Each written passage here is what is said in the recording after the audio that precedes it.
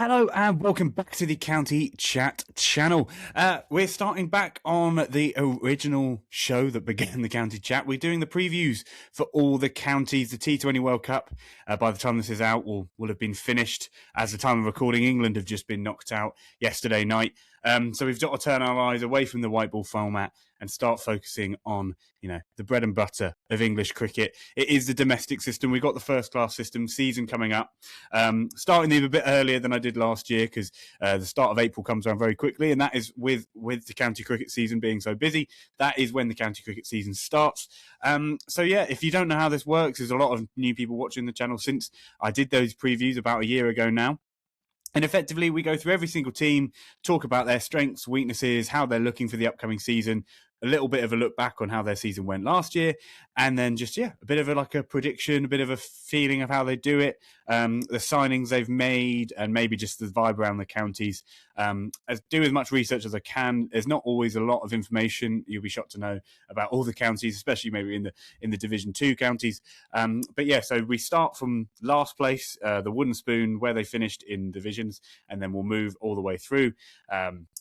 I guess you'll get the sort of picture of it if you start watching them along. And this first one is the Kent cricket preview. Kent were the team that finished last place last year. So as I say, winning the not wanted title of the Wooden Spoon from 2025. And yeah, they wouldn't have expected to be there. I have a feeling at the start of the season, Kent in 2024 had been in Division 1, so they got relegated to Division 2, and then in 2025 they were all the way rock bottom of the table. Even more so, given they only won 2 games last year out of the 14, so hence being near the bottom of the table. But you wouldn't even expect that, given they actually won their first 2 games of the season last year. So it was a bit of a big turnaround. We're going to talk about how that happened, where the issues lay. Excuse me. And sort of see where they might be, looking better for the future, and maybe the places where things are maybe too big of an issue to overcome. Anyway, we'll start off with the sort of nuts and bolts of it. The leadership group, so to me, that's the captains, the vice-captains, and your head coach. Adam Hollyoake stays in as last year. Daniel Bell-Drummond is still the club captain. I've got written down here that Harry Finch was the vice-captain because a few games Daniel Bell-Drummond didn't captain. Harry Finch was the one captaining, the wicketkeeper batter. I can't find that like a confirmed official thing on Kent's website or sort of on various like articles or anything. So that one's a bit more I've written in my script. Harry Finch, vice captain, ? So who knows? Maybe there'll be a different vice captain. I have a feeling maybe it's as simple as one of their big new signings, and we'll skip to that.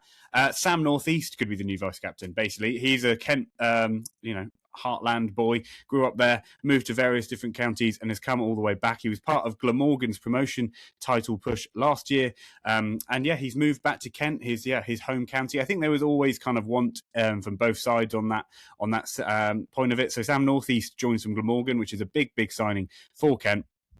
And then we've got Matt Milnes from Yorkshire. Again, someone who had some connections with Kent. I think had been on a few loans at Kent. I may have even been there as a payment player at some point early on in his career. But another good signing, a seam bowler. Yeah, very much that kind of bustling, competitive county seamer. It just often struggles with injuries, which again is like any bowler, which anyone could attest to. And then the major outs, so those are the 2 ins, Matt Milnes, Sam Northeast. The major outs for Kent was Nathan Gilchrist, who went on loan to Warwickshire near the end of last season. He's moved permanently to Warwickshire. Jack Leaning has moved to South Coast rival Sussex, moving up a division, much like Nathan Gilchrist. So just more of a movement based off that. And then Marcus O'Riordan and Mohammed Rizvi both got released from their contracts, unfortunately. So that's the kind of the main ins and outs for the season with the domestic players. And then the big sort of signings, as is often the way with any county, is their overseas signings. So they've had this fella for 1 game last year, and it was Keith Dudgeon. It was one of the games they won. He's took wickets, I think, at an average of 8 in the one match, and then I think he was planning to stay for longer, but basically had to head off for whatever reason it was. I'm not going to pretend I know. But anyway, he has signed back for a main overseas contract, so he'll be there overseas the whole way through the season. And I mean, if he can produce anything like how he produced in that 1 game, Kent will be in a very, very good position. And then for the first half of the season, they've gone for another seamer, another South African seamer in Glenton Sturman. A very well proven, medium fast, skillful bowler. I can't say I've seen much of him, but again, seeing him just off first class record alone, averages under 25, economy under 3, generally good signs when you're looking at a seam bowling option for you. But he'll be coming in for the first half of the season for Kent. And then I think one of a really, really good signing is the other overseas for the second half of the season is Sinaran Muthuswamy. I'm sorry if I'm absolutely butchering that. Another South African. He's a batting all-rounder, but bowls very handy left-arm spin. And he's got like nearly 300 first-class wickets alongside an average nearly 40 with the bat. So again, as an all-rounder, about as good as you're going to get, and a really good player for Kent to have secured for the 2026 season. Just going through their sort of batting, bowling quickly and all-rounders. Sam Northeast, Joe Denley sticks around for another season. He'll be focusing mostly on white ball cricket, I've read. So Joe Denley sort of not as relevant for the county championship. Daniel Bell-Drummond, Zach Crawley, of course, when he is available, he signed a new contract with Kent, or like extending his commitment to Kent, because I think he's still ECB contracted. We've got Ben Compton, Harry Finch, as I mentioned earlier, Tawanda Mie, Chris Benjamin, and Ben Dawkins and Ekansh Singh. I even looked that one up. A Durham boy from when I was at the uni there as well. And then for the bowling department, we've got Glenton Sturman, Matt Parkinson, Keith Sturgeon, Matt Quinn, Matt Milnes, Michael Cohen, and Jaskaran Singh. And then for the all-rounders, Sundaram Muthuswamy, Grant Stewart, Joey Everson, Jaden Denley, Ollie Curtis, and Corey Flintoff. So yeah, it's a very young squad, as you can imagine, for a team nearer the bottom of the thing. There's a lot of talent throughout this Kent side. So yeah, just looking back on their sort of 2025 and a bit of just a bit of an overview of how it looks. I think Kent would have been, again, surprised by how poorly it went in 2025. I mean, as I said at the top of the show, they got relegated from Division 1 the season before. Any team that gets relegated usually sees itself as going to be near the top of the table, pushing for promotion back up to the first division. But Kent were quite the opposite of that, especially, as I mentioned, because they won their first 2 games. Kent were top of the division at the end of the sort of first round of fixtures last year. And so they would have even more so thought they were going to stay at the top. But then, obviously, for the next 12, they drew 6 and lost 6, and then found themselves at the bottom of the table. So it's a tough place to be for Kent, obviously. But you know, the old adage is no only way is up for Kent. So I think the kind of focus on bowling is a fair one for the overseas, with Keith Sturgeon being their main overseas. Often you'll find a sort of more of a batting option, but I think Kent would have looked at their team, seen the batting that they have, especially with Sam Northeast joining, and said they need someone to lead that bowling lineup throughout the year. So Keith Sturgeon will be exactly that. In the same way that, you know, for the first half of the season, Glenton Sturman, I think, is a really, really savvy signing, and I think could really, really help, especially on those early wickets, moving around a bit more, especially at Canterbury, where there's often a lot of seam bowling wickets. It's a bit sticky, can move around a little bit. So again, I think one of Kent's main problems in the 2025 season is that they couldn't take 20 wickets sort of consistently enough. You know, they did at the start of the season, as I mentioned, but from that point onwards, they couldn't really get through games, couldn't limit teams down, and couldn't give their batting a sort of a chance in games. So again, I think the kind of combination of 2 overseas proven professionals in Sturman and Dudgeon is a good way of sort of trying to paper over that crack. And then whilst, you know, some of those young bowlers in Michael Cohen, Jasker and Singh are coming through, you can kind of start hoping that they pull their weight a little bit and start being able to learn, of course, from overseas cricketers, which is often overlooked in their being around the dressing room to me. I still think that is, you know, their biggest problem, though, the fast bowling unit and the kind of bowling in general. The reality is I think batting-wise, they've got 2 from last year, probably 2 of the top batters in just runs. They retained Ben Compton. I mean, he looked like he was going to leave at the start of last season. He then scored 1,300 runs in Division 2 and bottom of the table Division 2 side in Kent. And he stayed at Kent. I don't know how the contract system works. I think there was always looking like he was going to move into a Division 1 side, but he hasn't. Same goes for Sam Northeast. I mean, he was literally getting promoted into Division 1 with Glamorgan, and he's signed. So at the end of the day, they've now gone from having, you know, they've had a sort of a slightly weaker batting general group to now having Sam Northeast built up with Ben Compton, and then whoever might open the batting with Ben Compton, he's suddenly looking at probably the best top 3 in Division 2. So, and they've got plenty of young batsmen. So I think it was a good idea in their overseas department to stick away from batting really and just sort of know that they need to supplement that bowling lineup throughout the season. I think someone like Matt Milnes is, again, a very, very good signing, sort of trying to bolster that bowling lineup. I think he's a kind of sort of the player you want joining a team like this. They've maybe struggled. They didn't have that edge and a bit of like, I don't know, a bit of fight in a way. I think he's a really good player to have in their kind of stable of fast bowlers. So I think it's a really, really savvy signing on in my book. Then Sami, as I said, I think he could be a really big benefit in the second half of the season. If we get a very dry summer and spin's playing a big option, his spin will play very, very well. And again, a batting average near enough 40. It's never easy to transpose across from other first class systems. But again, even if he was giving you sort of average of 30 with the bat for the second half of the season, but taking quite a lot of wickets with the ball, you would say that is a very, very, good place to be. To me, that those signings alone kind of mean that Kent are in a much better position than they were at the start of last season. I think looking back at it, doing my previews, looking back last year, I think I overlooked some of their sort of glaring weaknesses, and that was in the bowling department. Of course, the sort of departure of Nathan Gilchrist and Jack Leaning to Sussex are not great. Of course, Nathan Gilchrist especially, I think England look at him in a very good light, and he's proven himself to be a very good first-class cricketer. But I think they've covered for him well with that Matt Milnes signing. I don't think he's quite the same caliber Matt Milnes, but again, with those overseas, not to labour on that point too much, but I think they've kind of covered their bases for now, and I'm sure we'll be looking for some kind of nice progression from bowlers such as Corey Flintoff and Michael Cohen and Jaskaran Singh and these younger seam bowlers that are coming through. Also, someone I kind of haven't harped on actually yet, which I feel like I should do because he had a very good season last year, was Grant Stewart. Had his best season with the bat he's had. Bowling, I think his bowling is maybe diminishing slightly as he ages, but he's a very, very, well-experienced, talented cricketer, and he still remains within Kent's ranks. Jack Leaning off to Sussex, I actually think with Sam Northeast coming in, that actually wouldn't have been space for both of them. So in some ways, I think that's a kind of, a mutually beneficial sort of departure in a way. But yeah, so that weakness still remains, around the fast and seam bowling. I think you may imagine if Keith Sturgeon got injured or Glenton Sturman got injured, you start looking at their bowling options and you think, wow, there's a lot of young bowlers who are going to have to do a lot of heavy lifting in the wicket columns. So yeah, that will be an interesting element of it. And yeah, so I don't see Kent being a sort of wooden spoon team again.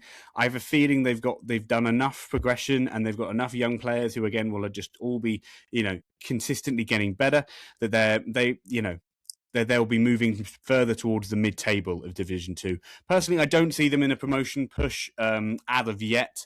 I have a feeling they've got maybe another year or maybe even 2 years building up in Division 2 before they can start looking back towards Division 1. So yeah, I think that's kind of where I land with Kent at the moment. Let's have a little look at. We're going to do a bit of screen sharing. Have a little look at the sort of runs and wickets from last season. Yeah, so here are the batting averages. So, of course, as you see here at the top, we had Ben Compton having what is an unbelievable season, 1,300 runs or nearly 1,400 runs, average of 60, 500, 350s. I mean, as good as you're likely to get from an opening batter in any division at any point. Grant Stewart, as I mentioned earlier, had an incredibly good season with the bat. 75 runs at 7.82, so quite high strike rate, coming in sort of 7 or 8 often, average over 50. Again, you're not going to get much better from a sort of bowling all-rounder situation.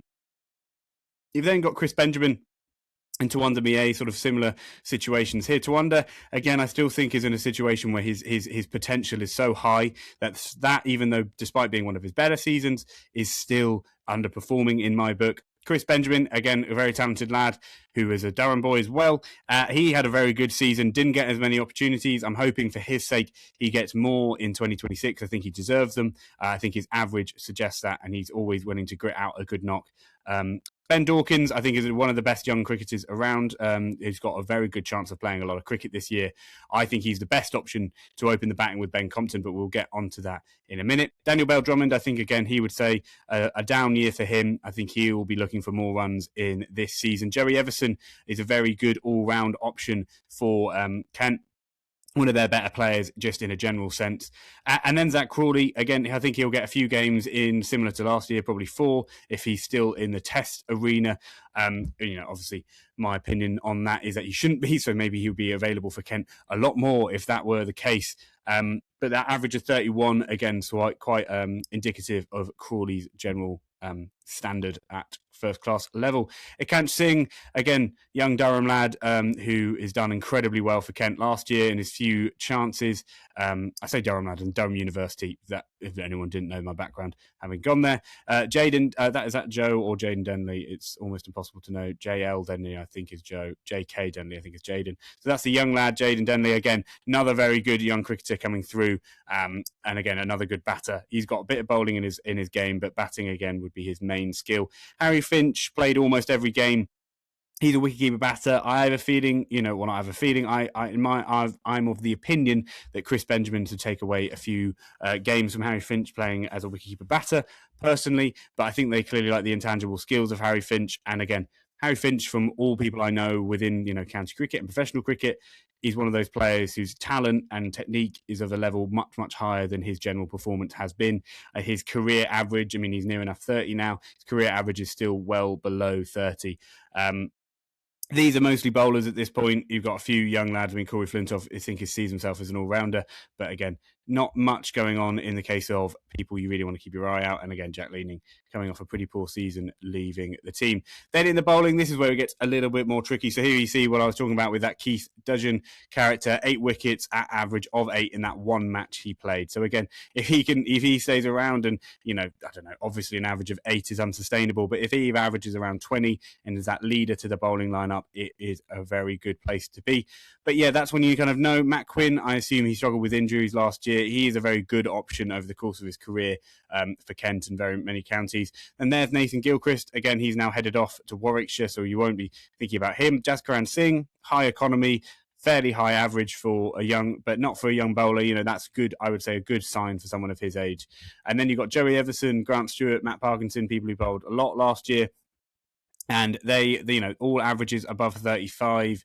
I think Joey Everson, this would be something you'd be happy with as a season for your kind of a top 6 batter who is an all-rounding bowling option. But as you can see, you'll see this compared to some other teams throughout the sort of time I do these and checking out these stats. There are not enough wickets here. The averages are all far too high to be basically a very, effective bowling lineup. They were missing quality seam bowling, and I think that was quite obvious by the time they kind of were struggling in a sense. So I think it's an interesting position that they were put into, and I think it would be interesting, to see sort of how they navigate from there. I think they were not expecting to be as close to the bottom and the bowling to sort of maybe be as bad as it was, or maybe they were and they just didn't have much to do about it. So yeah, to now I'm going to sort of switch to sort of who I think are going to be the sort of standout player. I think is for lack of a better word, and then a sort of potential star performer. So I think the standout player in some ways is a sort of recognition of service in a way. And also, usually it doesn't take much of a cricket genius to work out maybe your best player from the year before is going to be amongst your best players for the year coming up. So the standout player to me is Ben Compton, 1,386 runs. I think we just saw average above 60 or near enough 60. He's still in his early 30s or late 20s, so he's very much in his prime of his career. I don't see another way in which in the Division 2 with lots of bowling lineups which aren't as great as they sort of maybe could be. I can't see a world where Ben Compton doesn't pass 1,000 runs again this season if he stays at Kent. He's just an excellent cricketer. He knows his game incredibly well. And again, in a different era of England cricket, I think he would be getting a lot of looking at in recent times because he's been stacking up runs at a bit more of an old school tempo, shall we say. And then potential star performer. again, I'll go to this to the cows come home. To under Mie, again, he averaged in the 30s, but I just think he's a player who is easily good enough to average near enough 50, 45 plus from either the top of the lineup or more middle order. Personally, I think his game is more suited with the Red Bull format to middle order, but he has had a lot of opportunities as an opener and has had a lot of success as an opener. So it's either or. I think his talent is thus, especially in the Division 2 side, that he could play anywhere in their top six. I've played against him. I told this story when I first did the Kent preview. He's one of the most talented cricketers I've ever seen, and I've definitely probably the most talented cricketer I've ever bowled at. He's just a remarkably good talent, and I just can't see a world where that doesn't keep progressing. Some of his knocks, I think his 200 he scored for Kent is one of the amongst some of the more aesthetically pleasing knocks you'll sort of see. So I think again, he's a big star coming up. So again, that potential star performer, I'm going to give to him. To one that Mie sort of remember the name. He sort of made his sort of what's the word 100 debut this recent year just gone. So I'm going to do a bit more sharing, but moving across to what I think will be the first day lineup for Kent. So I think, if Zach Crawley's available, which is very possible at the start of the season, I think it'll be Crawley and Compton to start off. If not, Ben Dawkins, as I mentioned earlier, young cricketer, did very well at the top of the order last year. I think he's a really obvious option to replace Crawley at the top of the order for when he's going to England duties or anything that might come with that. Very good cricketer, and I think he's got a long future ahead of him. As you see here, Sam Northeast coming in at 3. Daniel Bell Drummond coming in as 4 and captain. Daniel Bell Drummond has usually been a 3. Excuse me. I feel like with Sam Northeast now here, he'll drop down to 4 because, again, Sam Northeast, a natural 3 himself. So it'll be interesting whether or not it'll be the other way around, Bell Drummond at 3 and Northeast at 4. I've stuck into Wonder in at 5 here. Again, he could fill in this same Ben Dawkins role if they wanted to go Mie up top and Dawkins here at 5. I think his talent, again, as I said, a few seconds ago now, I think he's easily good enough to score a hell of a lot of runs in Division 2. And I think that big season is just kind of coming around the corner. I have a feeling it's going to be this year. And I hope it is for his sake. These two, I think, are interchangeable as well. I've gone for Joey Everson at 6 and Benjamin at 7. Honestly, now I look at this again right this second, I'd probably switch them around, go Everton 7 and Benjamin 6, just because of the nature of Benji as a batter, a bit more sort of diminutive and builds up an innings, and Everson more of your kind of classic all-rounder role. But then, obviously, the point I'm making there is Chris Benjamin in for Harry Finch. Again, just Harry Finch has had a long enough career, averaging 26, 27 with the bat, that I think a young batter who has improved his wicket-keeping a hell of a lot. And, now he averages more than 30 with the bat. And I think I just think his potential for where he can go as a batter is higher than where Harry Finch can at this point. And Joey Everson, I think, is just a really quality all-rounder. I think he's more than good enough to be an all-rounder in any Division 2 side. So Kent are very lucky to have him. So again, him at 6. Grant Stewart at 8. Again, his batting is as much of a skill to me as his bowling is. I think, I can see him ending up as maybe an even higher up batting option and bowling less, again, as that aging curve sort of continues on. An incredibly good player. So we'll be interested to see if he can kind of repeat what he did last year. And then we got, Keith Dudgeon. As I say, the main overseas, they'll be needing him to have a really seriously good year with the ball, basically. Benton Sturman, similarly, in that first half of the season, it will be a big deal. If they go with a spinner to begin the year, they may not do. But if they do, it will obviously be Matt Parkinson. I have a feeling they could go with Matt Quinn or Matt Milnes for that extra seam bowling option if it is a proper green seamer at the start of April, which it likely will be. I've just put a 12-man in just to sort of tip of the cap. Again, Jaden Denley. This could be Ekansh Singh as easily. Just to prove the sort of talent of the batters that Kent does have in its system. Of course, Ben Dawkins as well. If he wasn't to play, he's the option for your 12th man. Again, those sort of 3 especially, I think are just some 3 very, very good prospects in the batting department that Kent do have. And then lastly, we'll be doing these as we go through, and I'll be sort of filling in the sort of fake table that I'm going to make. But my prediction finish for them for 2026 is 6th. I can't see them going up towards a promotion I think you'll see when I talk about the teams near the top of Division 2, they are just a slight tick below, in my view. But they are a better team than they were last year. I have a feeling just some of the players who didn't perform as well as they did, or as well as they could, were going to have some bounce back years.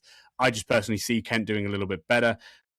Sort of a batting lineup that looks like it does. If you look at what I'm looking at, Compton, Crawley, North East, Belldrummond, Millet is a top 5.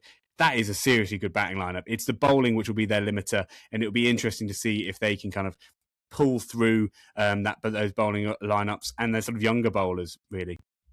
So that is kind of like it for, the information I have for you for Kent and just sort of where they're at as a team. As I say, sort of standout player Ben Compton, potential star performer I see as Tawanda in that situation of Tawanda Millet. And yeah, they've got plenty of potential, Kent. I just think their limiter is their bowling. I think when you have to rely heavily on overseas bowling, you're in a bit of trouble. So yeah, that is it for the Kent preview. I hope you've really enjoyed. If you've enjoyed what you watch and you haven't, you're new to here, make sure you subscribe, like. There'll be more of these coming. They'll be coming out throughout the month of March before the season comes out in April. So I hope you enjoyed it. Thank you for watching to this point if you did. And like, subscribe, follow wherever you might be.